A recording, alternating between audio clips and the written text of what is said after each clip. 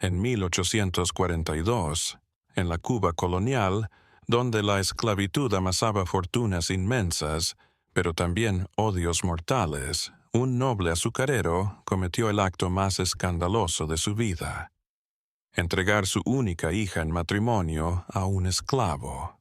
Pero esta no fue una historia de humillación, sino de transformación.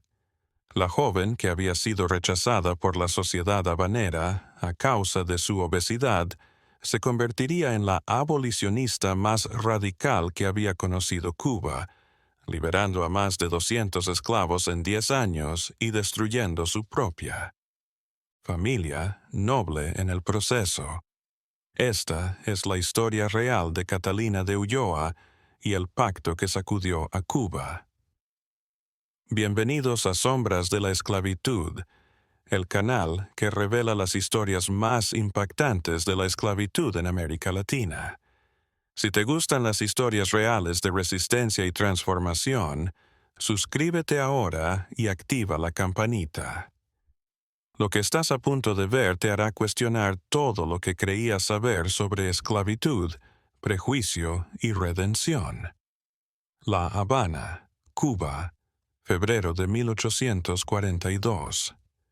La hacienda San Cristóbal de Las Palmas abarcaba más de 1000 hectáreas en las afueras de La Habana, con vastos campos de caña que bajo el sol parecían un mar verde. Era una de las fincas más rentables de Cuba, con más de 40,000 pesos anuales de beneficio neto. Una fortuna en una época en que un maestro de escuela ganaba 200 pesos al año. Don Esteban Ignacio de Ulloa y Mendoza, de 52 años, era el dueño.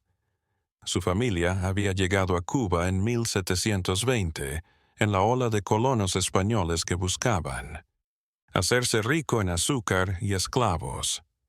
Por 3 generaciones, los Ulloa habían edificado un imperio que dependía por completo del trabajo de 350 esclavos africanos y criollos. Don Esteban era un hombre rudo, de barba gris bien recortada, ojo negro que medía en dinero todo lo que miraba, y manos que jamás habían trabajado la tierra, pero que firmaban papeles que decidían sobre vidas. Siempre iba vestido de lino blanco impoluto traído de España, como correspondía a su rango, la aristocracia habanera. Su esposa, doña Elvira María de Salcedo y Vargas, de otra ilustre familia.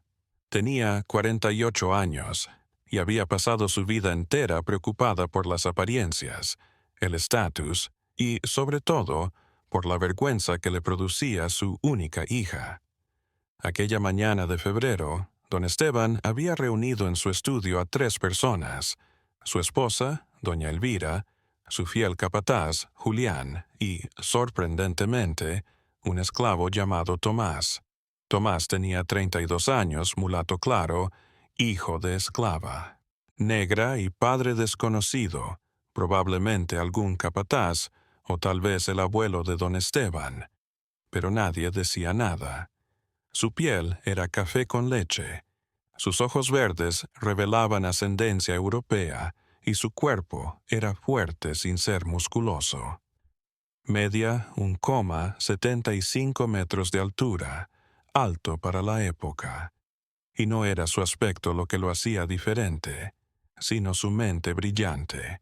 Había aprendido a leer y escribir a escondidas, robando libros del estudio del amo y leyéndolos por la noche a la luz de las velas. Hablaba un español perfecto que competía con blancos educados. Dominaba las matemáticas lo suficiente como para hacer una contabilidad complicada y tenía talento innato para la administración que lo había transformado en una especie de mayordomo no oficial de la plantación, supervisando el trabajo de otros esclavos con autoridad que molestaba a muchos capataces blancos. En la oficina, la atmósfera era tan densa que podía cortarse con un cuchillo. Doña Elvira se hallaba sentada tiesa en una silla de caoba, el rostro pálido de rabia apenas contenida. Julián, el capataz, miraba de un lado a don Esteban, a Tomás, sin comprender por qué esclavo le había llamado a una reunión privada.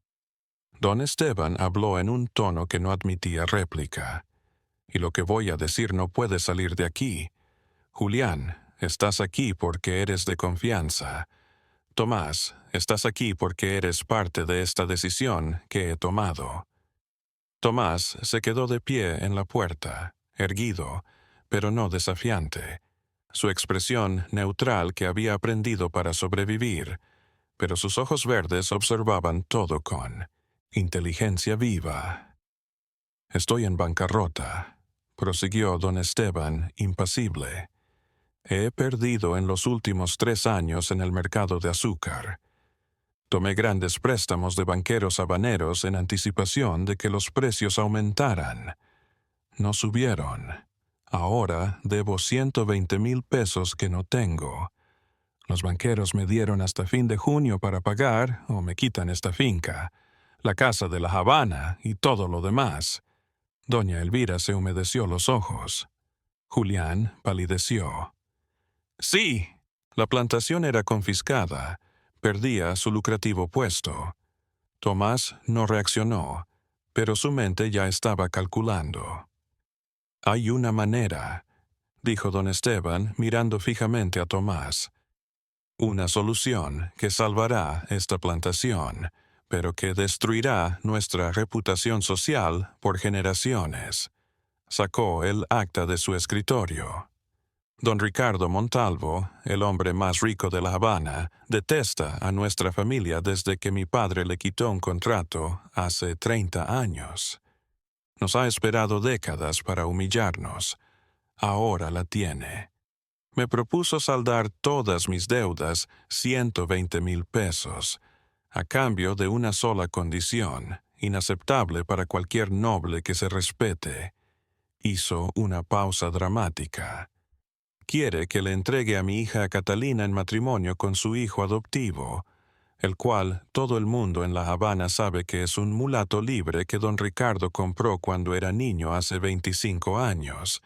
Crió y liberó legalmente hace 5 años. Se llama Gabriel Montalvo, y es un hombre libre y rico, pero para la sociedad.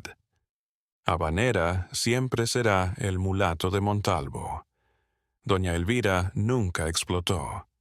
Antes lo pierdo todo que permitir tal humillación. Antes que casar a Catalina con un mulato, prefiero matarla». «Cállate», ordenó don Esteban, con una frialdad que sorprendió a Julián. «Catalina tiene 23 años. Ningún hombre habanero de sociedad la ha pretendido en 5 años. ¿Y sabes por qué?» El silencio que se produjo a continuación fue torturador. Todos en la habitación sabían por qué nunca le habían propuesto matrimonio a Catalina de Ulloa. Pesaba alrededor de 120 kilogramos en una época en que el canon aristocrático femenino era la extrema delgadez, casi enfermiza. Había sido rechazada, ridiculizada, humillada en cada evento social desde los 18 años. «Pero eso no es todo, Gabriel Montalvo», continuó don Esteban, ahora mirando directamente a Tomás. Don Ricardo añadió otra condición aún más degradante. Exige que antes de entregar a Catalina a Gabriel, la comprometa públicamente en ceremonia ante testigos con uno de mis esclavos. La ceremonia no sería un casamiento legal, pero sería pública. Quiere humillarme antes de rescatar a mi hija, casándola con su hijo adoptivo libre. Tomás finalmente habló. «VZ tranquila pero aguda. Soy el esclavo designado para esta farsa.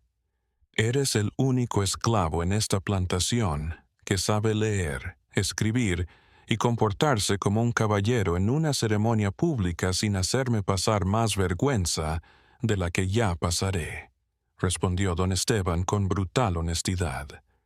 «Rechazó la oferta», dijo Tomás de inmediato.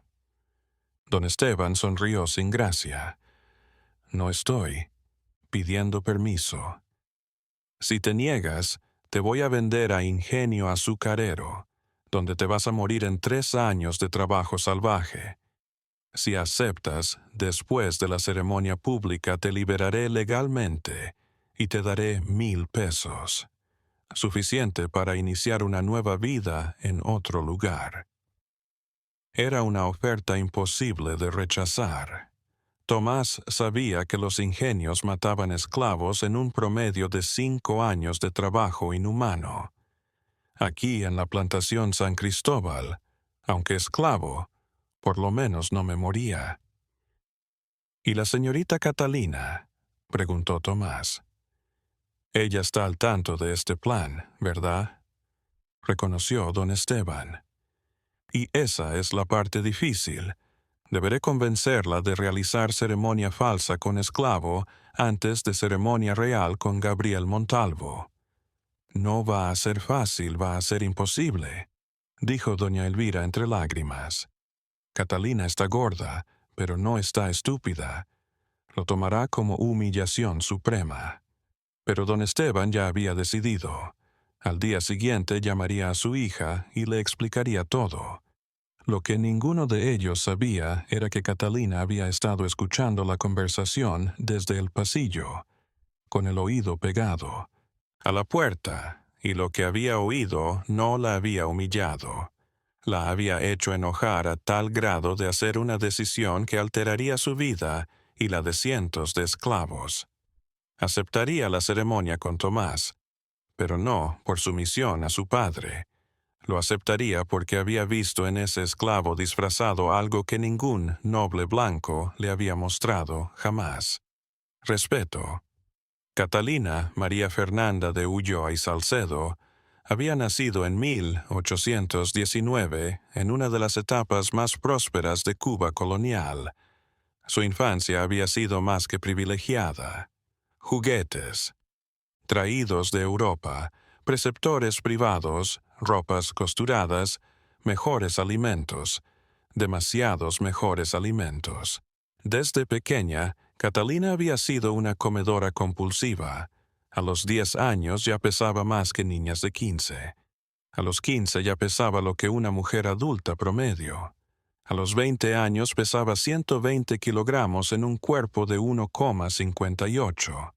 En la sociedad habanera de 1842, donde la imagen lo era todo y la obesidad era un pecado inmoral, Catalina se había convertido en la vergüenza viviente de los Ulloa. Su madre, doña Elvira, lo había intentado todo.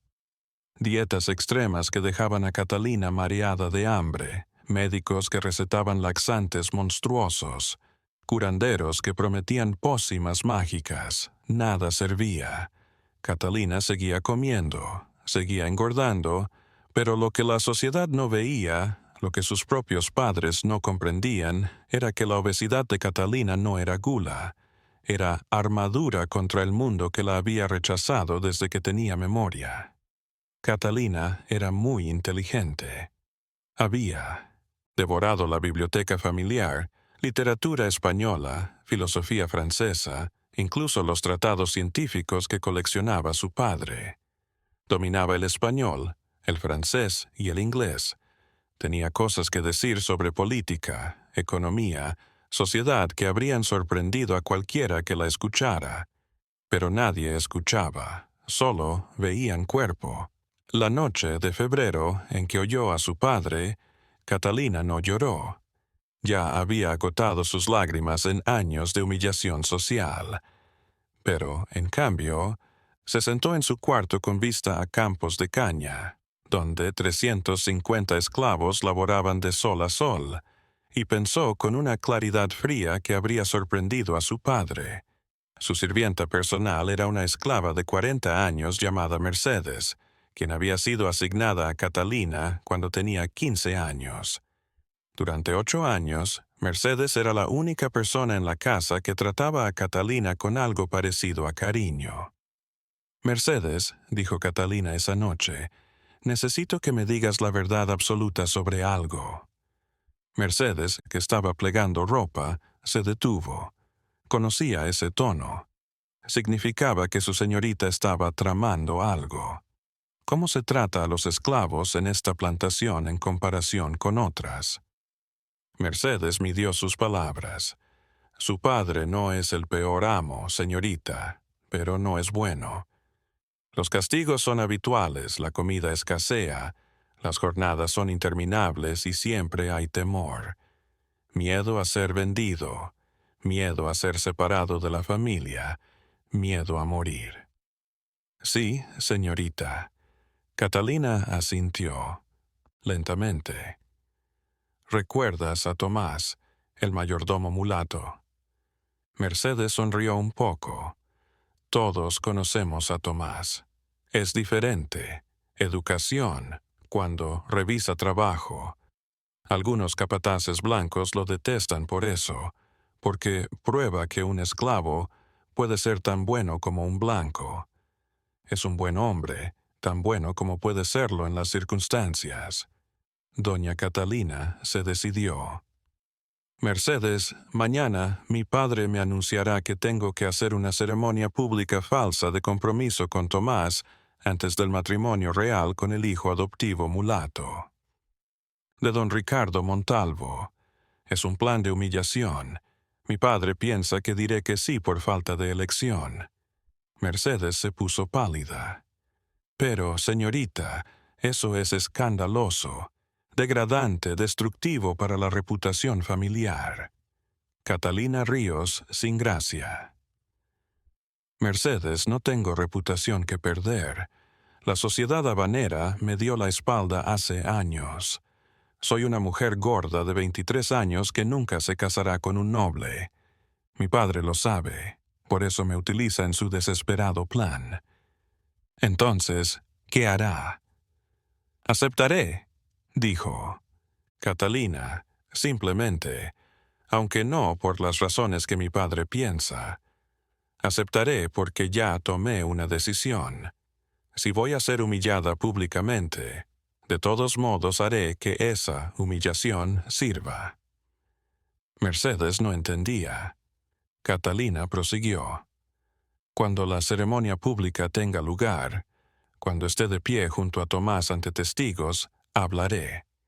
Diré cosas que ninguna aristócrata cubana ha expresado en voz alta y, una vez que me casen de verdad con Gabriel Montalvo, usaré el dinero de su familia para algo que mi padre nunca lo imaginó. Voy a comprar esclavos, no para explotarlos, para liberar. Era atrevido hasta la locura. Mercedes lo observó como si viera a su señorita por primera vez. ¿Por qué, señorita? ¿Por qué arriesgarlo todo? Catalina miró por la ventana hacia los campos, donde las siluetas oscuras todavía laboraban bajo la luna casi llena.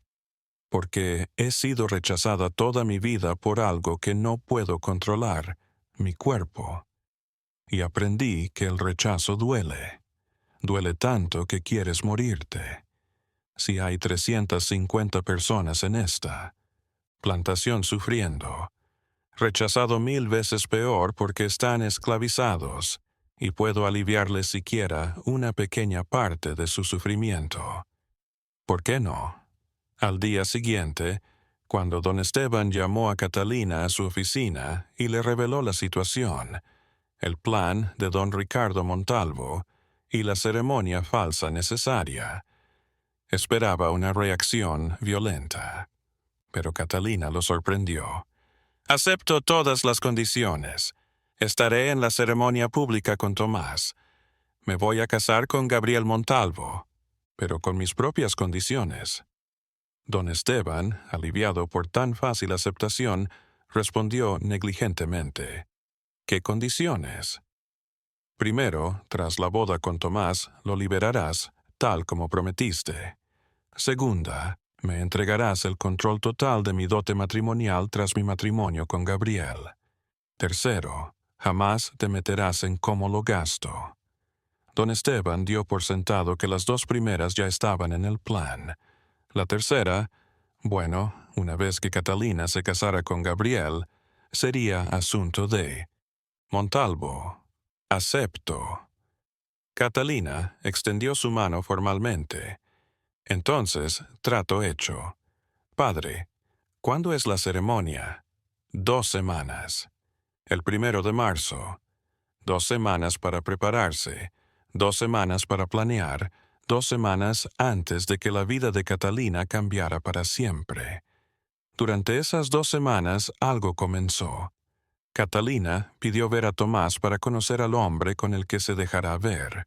Don Esteban, pensando que su hija quería cerciorarse de que Tomás se comportara, autorizó encuentros, supervisadas en el jardín de casa. Lo que pasó en esas reuniones, nadie lo sabría jamás, además de Catalina y Tomás, claro. Pero empezaron a hablar, de verdad a hablar. Catalina se dio cuenta de que Tomás había leído los mismos libros que ella.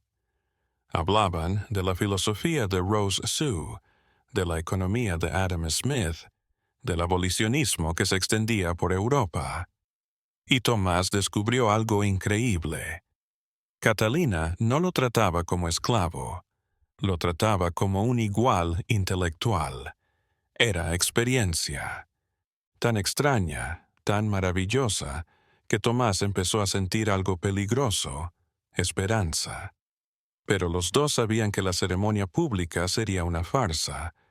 Luego estaría libre y nunca más la vería. Ella estaría casada con otro. Este momento de auténtica conexión era fugaz, o eso pensaban. La ceremonia que estaba por venir lo cambiaría todo. Pero lo que nadie sabía era que las palabras de Catalina ese día encenderían un movimiento abolicionista que cambiaría Cuba para siempre. No te pierdas lo que viene. ¿Di qué? ¿Opinas de Catalina hasta el momento? El 1 de marzo de 1842, bajo el cielo plomizo que anunciaba tempestad tropical, se celebró la ceremonia más escandalosa de que guardara memoria la sociedad habanera. Don Ricardo Montalvo había exigido que la ceremonia fuera pública y en La Habana, no en la intimidad de la plantación. Había rentado un salón pequeño en un edificio comercial cerca del puerto, invitado a 30 testigos selectos, en su mayoría rivales de don Esteban, y gente que disfrutaría la humillación pública de los Ulloa y contratado a notario para certificar su ceso. Catalina se había puesto un vestido de seda verde oscuro, hecho a medida para ocultar su tamaño, pero que solo lograba destacarlo. Su expresión, sin embargo, mostraba una resolución que sorprendió a aquellos que esperaban vergüenza. Tomás se presentó en el traje sencillo que don Esteban le había comprado para la ocasión. Negro, formal, digno. Se había cortado el pelo, afeitado. Parecía más un mayordomo, bien vestido. Que, como esclavo de campo. La ceremonia era solo un compromiso público ante testigos, no un matrimonio legal, ya que los esclavos no podían casarse legalmente sin permiso de sus amos, y aún así no era válido. Pero don Ricardo había exigido la máxima formalidad para aumentar la humillación. El notario, un hombre de 60 años llamado don Eugenio, leyó el acta preparada hoy, 1 de marzo de 1842. Ante testigos presentes, don Esteban de Ulloa promete en matrimonio a su hija Catalina, María Fernanda de Ulloa, con esclavo de su propiedad, llamado Tomás, mulato de 32 años. Este compromiso, sin reconocimiento legal de matrimonio, declara propósito ante Dios y los hombres. Era una ecuación absurda para mortificar. Los 30 testigos murmuraban entre ellos, algunos sonriendo cruelmente a medias, otros horrorizados por la violación del sacramento del matrimonio. Don Esteban estaba erguido como una estatua, su rostro de piedra. Doña Elvira no había venido, excusándose con enfermedad, aunque todos sabían que era vergüenza. Don Ricardo Montalvo y su hijo adoptivo Gabriel miraban desde la primera fila con evidente satisfacción. Cuando Notario terminó de leer y llamó a Catalina y Tomás, algo increíble sucedió. Catalina dio un paso adelante, pero en lugar de quedarse callada como se esperaba, habló, su voz resonando por todo el salón. Pero antes, debo hablar. El notario pareció confundido. Pero, señorita, esto no es... Cállese, ordenó Catalina, su voz sorprendiendo incluso a su padre. Se volvió para enfrentarse a 30 testigos. Ustedes vinieron hoy. Vinieron por show. Vinieron por humillación familiar Ulloa. Y tienen razón. Esto es humillación, pero no como piensan. La humillación no es que yo, gorda rechazada por sociedad hipócrita, esté parada al lado de esclavo. La humillación es que la sociedad civilizada todavía tiene la institución bárbara de la esclavitud y trata a los seres humanos como ganado. Un susurro de shock recorrió el salón. Don Esteban se puso pálido. Don Ricardo sonrió. Esto era más entretenido de lo que esperaba. Catalina prosiguió. Voz subiendo la intensidad. Me han rechazado por 23 años porque mi cuerpo no se ajusta a sus estándares superficiales de belleza. Me han dicho cerda, vaca, monstruo. He visto desprecio en los ojos de cada joven apuesto que mis padres me trajeron para cortejarme.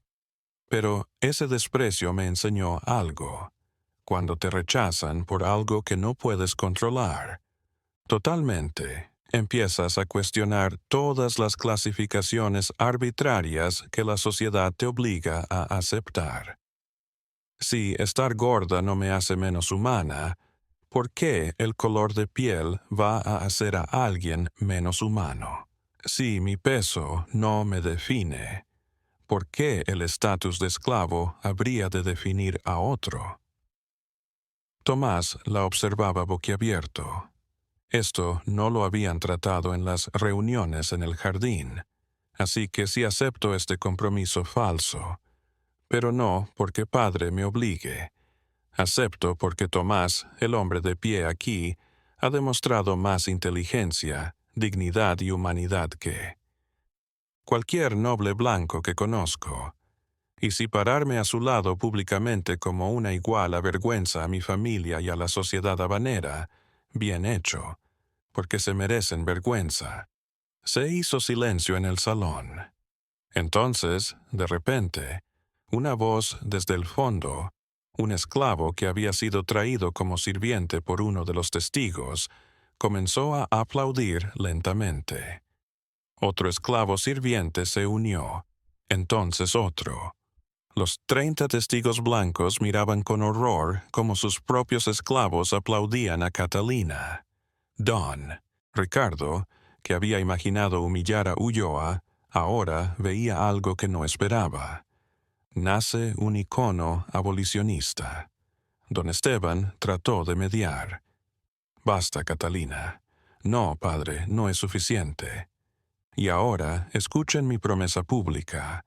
Cuando me case con Gabriel Montalvo y tenga dinero, me dedicaré a comprar y liberar esclavos, empezando por cada esclavo en tu hacienda San Cristóbal. Era la guerra. Don Esteban sabía que si Catalina lograba, esto arruinaría la economía de plantación y acabaría con su familia para siempre. Pero ya había dado su palabra sobre dote y retractarse ahora públicamente sería aún más mortificante. El notario, sorprendido por el cambio de acontecimientos, tartamudea. Entonces voy con documento. Catalina miró a Tomás. ¿Qué dices? ¿Aceptas estar comprometido con mujer obesa abolicionista que acaba de escandalizar a toda sociedad habanera? Tomás, por primera vez en 32 años de esclavitud, sonrió. Acepto, señorita Catalina. Firmaron acta falsa. Los aplausos seguían. Ahora, no solo de esclavos, sino de 3 o 4 testigos blancos, abolicionistas clandestinos invitados por don Ricardo sin saber sus ideas. La ceremonia terminó en un desastre. Don Esteban salió furioso. Don Ricardo se debatía entre el placer de vengar humillaciones familiares a Ulloa y el temor de haber creado monstruo abolicionista. Gabriel Montalvo, a punto de casarse con. Catalina, en 2 meses veía a su futura esposa con fascinación y horror a la vez. Y Catalina, por primera vez en 23 años, se sintió poderosa. Había hecho de su vergüenza un escenario. Había expresado verdades que necesitaban ser expresadas y había lanzado algo que no podía ser detenido. Pero el costo sería alto porque en Cuba en 1842 desafiar la institución de la esclavitud era desafiar la base económica de toda la isla, y había mucha gente poderosa que no toleraría eso. 2 meses después de la ceremonia más polémica, el 15.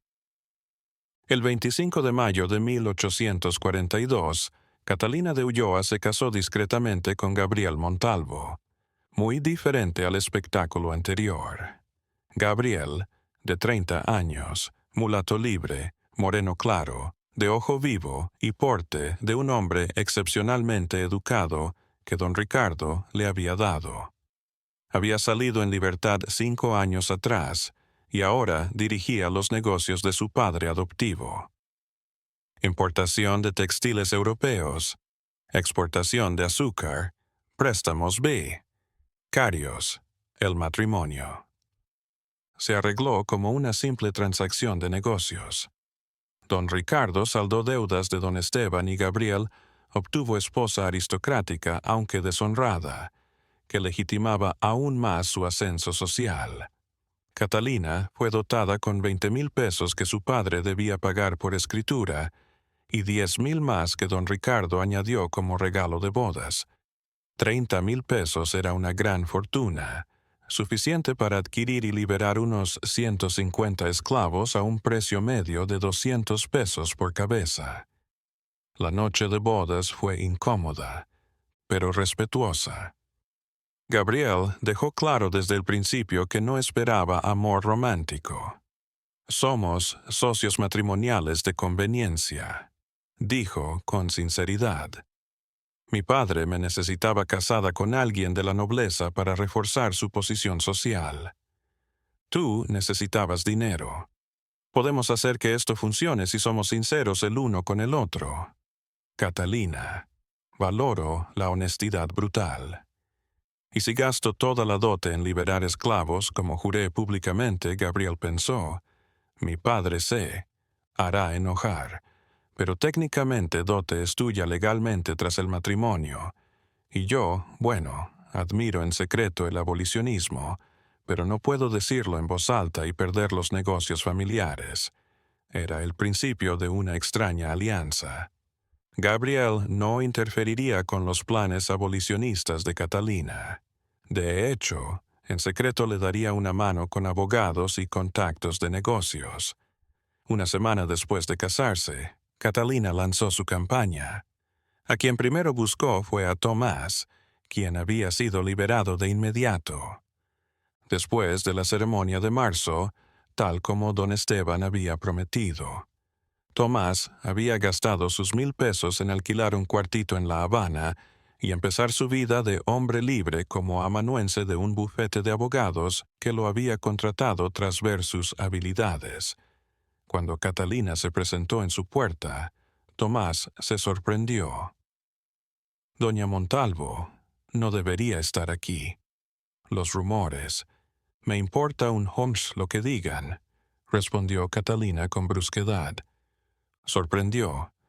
Te necesito. Voy a empezar a comprar esclavos para liberarlos, pero no sé cómo es el proceso legal. Necesito una persona que sepa de leyes, contratos, plantaciones. Te voy a pagar como consultor. Era una oferta de negocios. Tomás, quien nunca pensó volver a ver a Catalina tras la ceremonia falsa, asintió.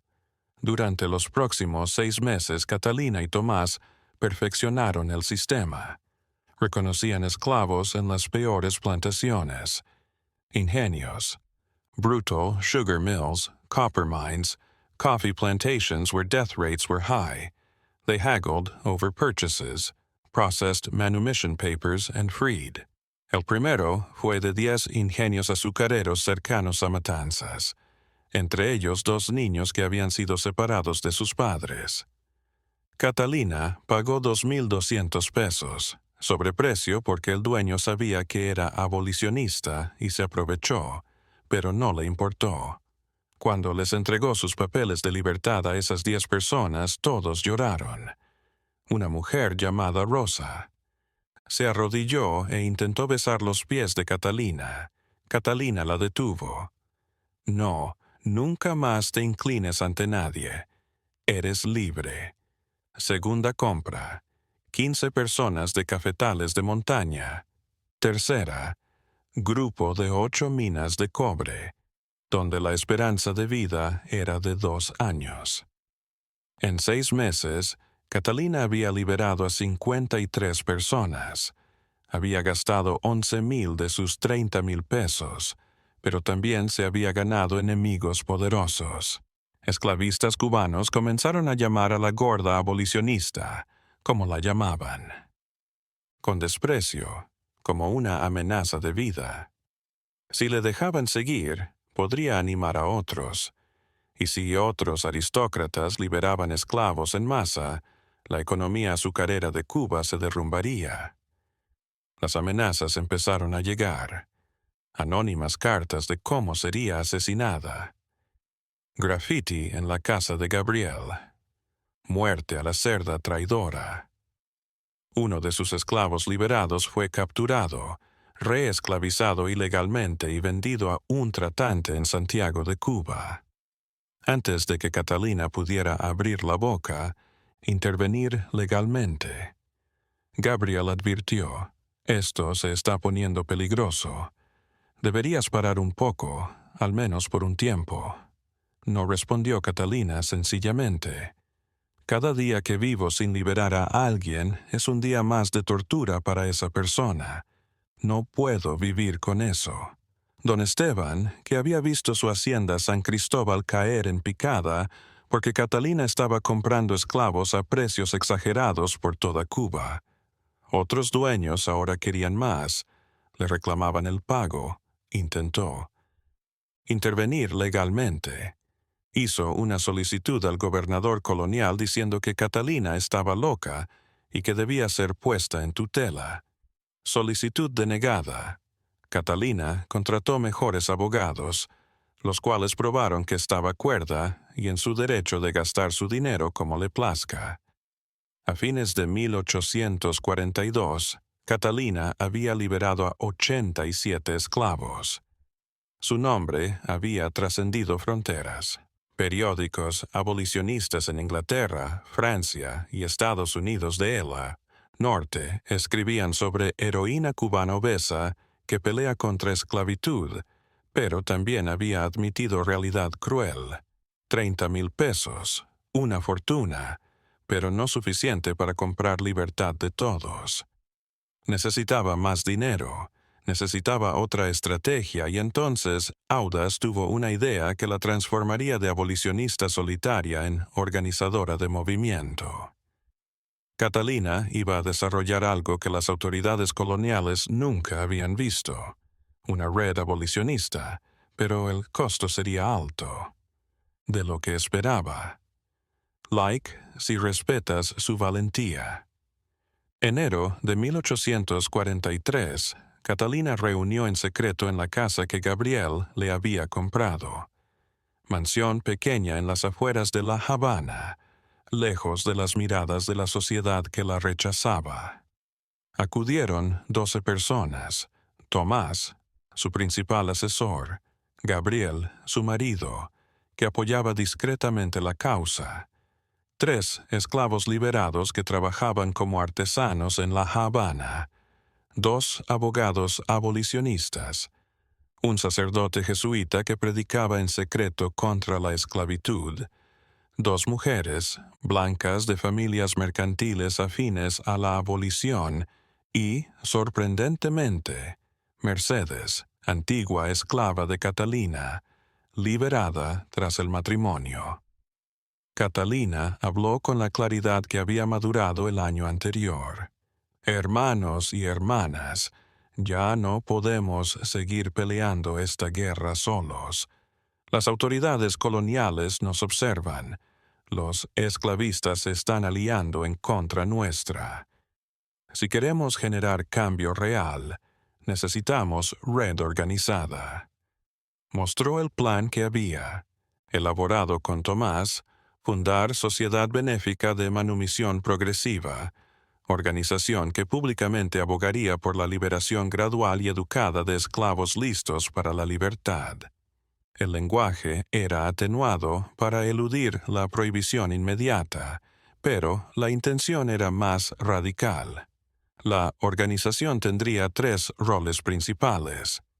Primero, recaudar fondos de partidarios adinerados para comprar y liberar esclavos, dando prioridad a las familias con niños, mujeres embarazadas y aquellos cuyo tratamiento era más cruel. Segundo, dar instrucción elemental a esclavos libertos, lectura, escritura, oficios, para que pudieran subsistir como hombres libres. Muchos libertos se quedaban en la indigencia porque no sabían hacer nada que se apreciara fuera de la plantación. Tercera, abogar políticamente por cambios graduales al sistema esclavista. No abolición inmediata, políticamente inviable, pero sí reformas graduales, prohibición de separar familias, límites en los castigos corporales, derecho de los esclavos a comprar. Su propia libertad con trabajo extra. Era una táctica realista para hacer avances reales dentro del sistema político actual. En los 18 meses siguientes, 1843 a 1844, la sociedad se expandió. Crearon escuela nocturna clandestina donde esclavos libertos aprendían un oficio. Establecieron fondo rotatorio donde donantes aportaban mensualmente. Contrataron abogados que impugnaron ventas ilegales de gente libre. Catalina se volvió la cara del movimiento, aprovechando su fama para dar visibilidad. Cada vez que compraba y manumitía esclavos en masa, hacía ceremonia pública invitando a los periódicos. Cada ritual atraía publicidad, atraía más donantes pero también más enemigos. Para mediados de 1844, la sociedad había liberado a 193 esclavos en total. Catalina había gastado casi toda su dote de 30,000 pesos, pero organización había recaudado otros 15,000 pesos de partidarios. Pero el éxito provocó una reacción violenta. En julio de 1844, el gobierno colonial, bajo presión de esclavistas influyentes, encarceló a 2 líderes sociales acusándolos de provocar revueltas de esclavos. Las acusaciones eran falsas, pero las cárceles coloniales no pedían pruebas. Catalina respondió con astucia. Dirigió carta abierta al capitán general de Cuba, máxima autoridad colonial, que fue publicada en periódico abolicionista. Su Excelencia, me acusan de rebelión. Falso, doy pena. Me dicen que destruyo la economía. Falso. Destruyo salvajismo. Si liberar esclavos es un crimen, entonces soy criminal. Pero la historia dirá quién en realidad fue un criminal. Yo o vosotros que tenéis institución de esclavitud que toda civilización está rechazando.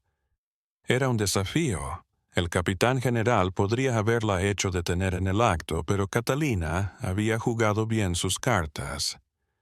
Detener a una mujer gorda y aristócrata, aunque deshonrada, crearía noticias internacionales que las autoridades coloniales no deseaban. Inglaterra y Francia ya exigían a España la abolición de la esclavitud en Cuba. Arrestar a un abolicionista líder aumentaría esa presión. Entonces, Capitán General siguió otro camino. En vez de detenerla, trató de difamarla. Gobierno lanzó campaña de propaganda tildando a Catalina de histérica, gorda, loca, que usa el abolicionismo para llamar la atención porque nadie la quiere. Era un ataque personal, bichos. Periódicos pro-esclavistas llenaban sus páginas con caricaturas grotescas de Catalina como cerda gigante, liberando esclavos renuentes a la libertad. Escribían que esclavos liberados ahora vivían en la indigencia. Miserable. Algunos eran reales. Algunos esclavos liberados realmente pasaban hambre. Pasar de la esclavitud a la libertad sin nada era complicado. Pero sociedad estaba actuando en ello con programas de formación y colocación laboral. El golpe más doloroso llegó de la manera más inesperada, de su propio padre, don Esteban, cuya hacienda San Cristóbal ahora valía una fracción de lo que solía por la inflación de precios de esclavos provocada por las acciones de Catalina. Hizo una declaración pública. Mi hija Catalina es obesa mórbida y esto ya está afectando su mente. Sus acciones abolicionistas son producto de la enfermedad, no de convicciones reales. Como padre, le pido a la sociedad que la perdone, pero que no la tome en serio. Era una traición. Catalina había esperado resistencia de esclavistas, pero no de su propio padre aplastándola con su peso. Su respuesta fue genial. En vez de defenderse, sacó a luz carta privada de don Esteban de 2 años atrás, en la que discutía abiertamente el plan de venderla como esclava en una ceremonia pública. La carta demostraba que el padre la había utilizado en un arreglo financiero y que solo ahora la atacaba porque sus acciones habían destruido su rentabilidad como plantador. Se desató un escándalo menor. Don Esteban fue humillado en público. Su reputación ya manchada fue destrozada, pero Victoria de Catalina pagó un alto precio. Su relación con los padres terminó para siempre. Doña Elvira falleció de fiebre amarilla en septiembre de 1844, y Catalina no fue invitada al funeral. Don Esteban la desheredó en escritura pública de testamento. A fines de 1844, Catalina de Montalvo, como ahora se le conocía, era la persona más controvertida de toda Cuba. Abolicionistas la amaban, esclavistas la odiaban con furia asesina. Pero lo que nadie podía negar era que marcaba la diferencia. Había liberado personalmente a casi 200 personas y había provocado un movimiento que seguiría expandiéndose. Y su labor apenas empezaba. En 1845, 3 años después de su matrimonio escandaloso, con Gabriel, Catalina descubrió una realidad que nunca imaginó. Estaba embarazada. Para una mujer de 27 años y alrededor de 130 kilogramos, el embarazo era un alto riesgo médico. Los médicos advirtieron que las posibilidades de que algo saliera mal eran elevadas. Algunos incluso propusieron el aborto terapéutico, una práctica extremadamente rara y arriesgada en 1845. Catalina se negó. Si este bebé vive, será la prueba de todo por lo que he peleado, de que la humanidad no se mide en cómo te ves y de que la vida puede nacer en los lugares más inesperados. Gabriel, que amaba a Catalina desde hacía 3 años de matrimonio, no amor, pero sí respeto, y que no quería perderla, trajo mejores parteras de La Habana y preparó una habitación especial para el parto. Catalina siguió trabajando en la causa abolicionista, aunque a menor ritmo, durante sus meses de gestación. En vez de ir a negociar compras, coordinaba desde casa. Tomás negociaba en persona. Mercedes dirigía programas educativas. que habían edificado era lo suficientemente sólido como para operar sin la presencia física de Catalina. En diciembre de 1845, Catalina dio a luz a una niña a la que llamaron Esperanza. Esperanza. El parto fue complicado, 18 horas y casi mata a los dos, pero sobrevivieron. Esperanza nació sana, sin complicaciones, peso normal. Y, curiosamente, nunca fue obesa como su madre, lo que sugiere que la obesidad de Catalina no era completamente genética, sino psicológicos y emocionales. El alumbramiento de Esperanza alteró algo en Catalina. Por primera vez en su vida tenía algo por lo que vivir además de por su causa. Tenía que responder por otra vida. Durante 3 meses, Catalina se alejó casi por completo de la actividad abolicionista, dedicada por completo a su hija. Esclavistas se regocijaron pensando que por fin se había rendido. Se equivocaron. En marzo de 1846, Catalina regresó completamente revitalizada y... Nueva estrategia. Había aprovechado el tiempo de retiro para reflexionar sobre las restricciones de enfoque actuales.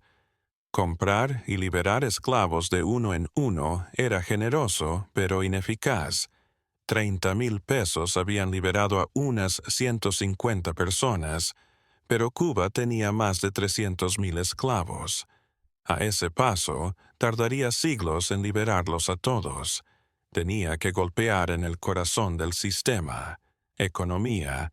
Mientras esclavitud fuera rentable, continuaría. Debía probar que el trabajo libre podía ser más productivo que el trabajo esclavo. Con Gabriel al volante, grandes negocios, arriesgado experimento. Comprar pequeña plantación, dar libertad a todos sus esclavos, tomarlos a sueldo y probar que podía ser rentable. Gabriel estaba dudoso, pero dispuesto. Adquirieron 50 hectáreas de cafetal con 35 esclavos en las montañas cercanas a Pinar del Río. Abonaron 12,000 pesos, casi los últimos recursos de Catalina. Inmediatamente pusieron en libertad a los 35 esclavos. Luego les dieron contratos. Trabajarían las mismas horas, pero ganarían 5 pesos. Al mes, más alojamiento y comida. Tendrían un día libre a la semana, no serían golpeados y sus familias no serían separadas. De 35 libertos, 32 permanecieron como asalariados. 3 partieron en busca de mejor suerte. Estaban en su derecho.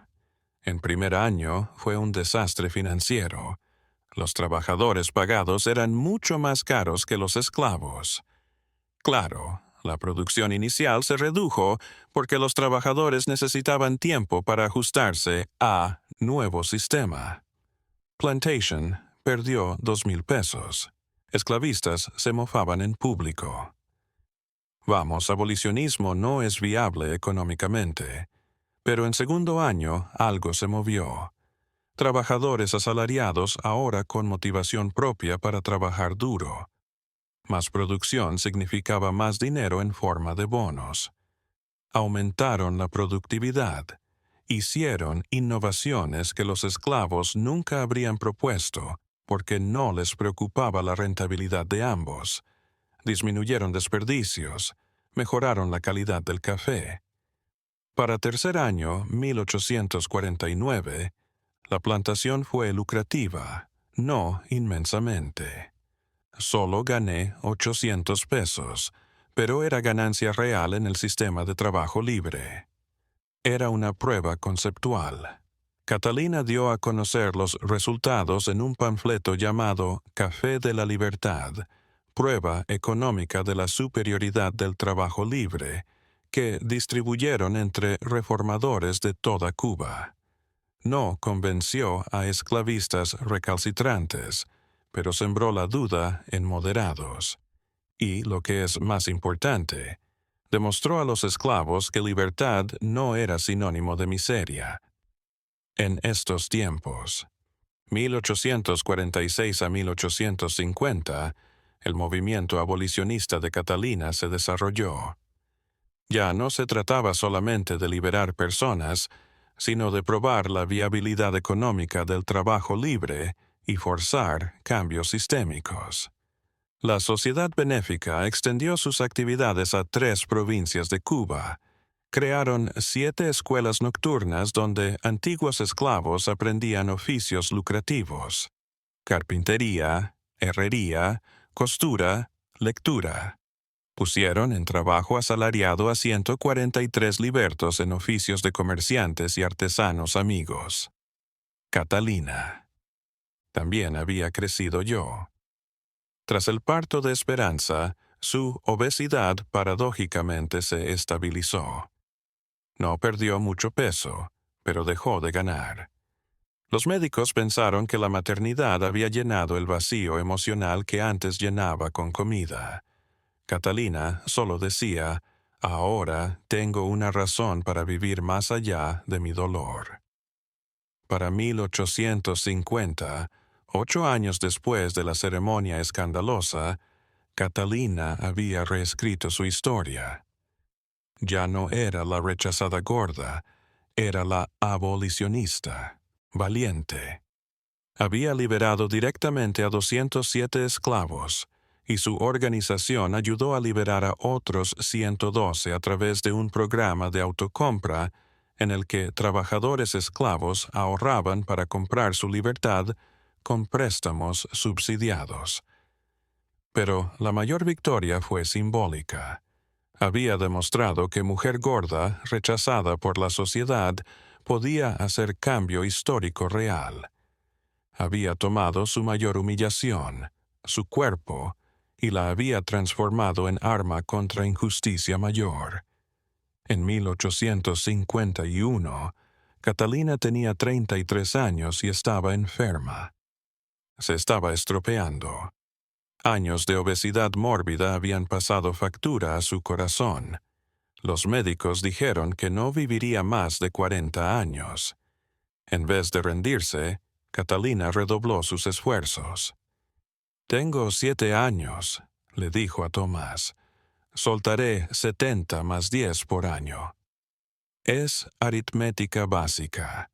Su esposo, Gabriel, que había estado soportando enormes tensiones financieras para sostener los negocios y el trabajo abolicionista de Catalina, finalmente cedió.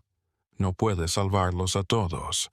Tu hija necesita madre viva más que 100 esclavos. Necesitan libertad». Era la primera gran pelea matrimonial. Catalina respondió con sinceridad brutal: «Mi hija vivirá en un mundo un poco mejor porque yo viví. Eso es todo lo que puedo dar». Compromiso hecho. Catalina disminuiría sus viajes presenciales, pero seguiría dirigiendo las operaciones desde La Habana. Pasaría más tiempo con ahora Esperanza de 6 años, enseñándole sobre justicia, igualdad. En los siguientes 5 años, 1851 a 1856, el movimiento abolicionista se enfrentó. Represión creciente. Gobierno colonial español, presionado por esclavistas, fue limitando las manumisiones. Gravaron las manumisiones. Necesitaron aprobaciones burocráticas enredadas. Arrestaron a algunos miembros de la Sociedad Benéfica con cargos falsos. Catalina contraatacó legalmente, contratando abogados para luchar contra cada restricción en los tribunales. Ganó algunos, perdió otros, pero no aflojó. En 1854, un suceso inesperado sacudió a Cuba. España abolió la esclavitud en Puerto Rico como experimento. Abolicionistas cubanos como Catalina lo tomaron como una señal de que Cuba podría ser la siguiente. Intensificaron sus esfuerzos. Catalina dirigió carta abierta a la reina Isabel II de España pidiendo abolición total en Cuba. La carta se publicó en periódicos de toda Europa y provocó un debate mundial, pero la salud de Catalina seguía empeorando. En 1856, a los 38 años, tuvo un ataque al corazón leve. Sobrevivió, pero quedó debilitada de por vida. Sabía que el tiempo se agotaba. Llamó. Se reunió con líderes de obras de caridad y les dijo: «Tengo que prepararlos para seguir sin mí. Este movimiento no puede depender de una sola persona». Pasó el año siguiente institucionalizando la estructura, documentando procesos, capacitando sucesores. Tomás fue nombrado CEO. Mercedes tomó las riendas de programas educativos. Gabriel administró el dinero. El 3 de marzo de 1858, 16 años después de la ceremonia escandalosa que la había catapultado a la notoriedad, Catalina de Montalvo falleció por insuficiencia cardíaca. Tenía 40 años. Su funeral se llevó a cabo. Maravilloso. Asistieron más de 1,000 personas, antiguos esclavos que había liberado, abolicionistas blancos, simpatizantes negros libres, incluso algunos esclavistas que detestaban su causa pero admiraban su convicción. Esperanza, ahora de 12 años, dio el panegírico que hizo llorar a todos. Mi mamá fue llamada gorda, fea, indeseable. Pero ella convirtió ese rechazo en empatía por los rechazados. No la recuerden por su cuerpo, recuérdenla por su alma. La muerte de Catalina no detuvo el movimiento. De hecho, la transformó en una mártir abolicionista cuya historia inspiró a una nueva generación de reformadores. Tomás siguió al frente de la sociedad caritativa durante 20 años más, liberando a otros 400 esclavos antes de su propia muerte en 1878. Mercedes fundó una cadena de escuelas que alfabetizó a miles de antiguos esclavos. Gabriel nunca se volvió a casar. Dedicó el resto de su vida a gestionar el patrimonio de Catalina y a utilizar la riqueza de los negocios para apoyar el abolicionismo.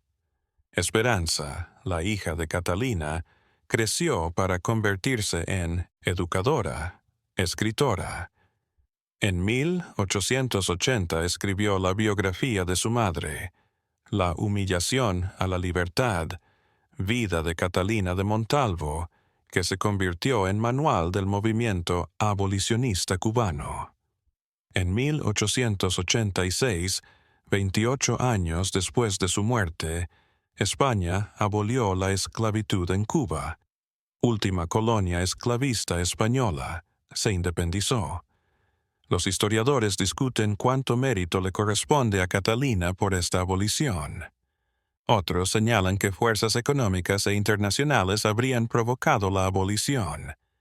De todos modos, otros argumentan que su activismo aceleró las cosas. Lo cierto es que su efecto simbólico es innegable. Mostró que alguien excluido por la sociedad, rechazado por su apariencia, podía cambiar el curso de la historia. Su gordura, que debió ser su cruz, fue emblema de que la valía humana no está en las formas. Para 1900 Cuba era un país libre y la esclavitud era un recuerdo. Monumento erigido en La Habana en homenaje a abolicionistas cubanos. Nombre de Catalina de Montalvo iba en primer lugar. Inscripción: Catalina de Ulloa y Montalvo, 1815 a 1858, de rechazada a redentora. Libertó cuerpos esclavizados y mentes esclavizadas. Cuba está en deuda con él. Su cafetal, Café de la Libertad, siguió funcionando con trabajadores libres hasta 1920, como prueba de la viabilidad del trabajo libre. Esperanza vivió hasta 1932. Murió a los 86 años. Antes de morir, legó todos los documentos personales de su madre al Archivo Nacional de Cuba, donde aún pueden consultarse. En 1958, en el centenario de su muerte, el gobierno de Cuba proclamó su fecha de nacimiento, 15 de agosto, como Día Nacional de la Dignidad Humana, en conmemoración tanto del abolicionismo como del rechazo a la discriminación por el aspecto físico. Hoy, las escuelas de Cuba aprenden su historia. Niños aprenden que mujer gorda, humillada públicamente, se volvió heroína nacional. Entienden que la apariencia física no es sinónimo de personalidad. Aprende que una persona específica puede cambiar la historia. Si te inspiró la historia de Catalina de Ulloa, comparte este video para que más gente conozca a esta heroína olvidada. Cuéntanos en los comentarios.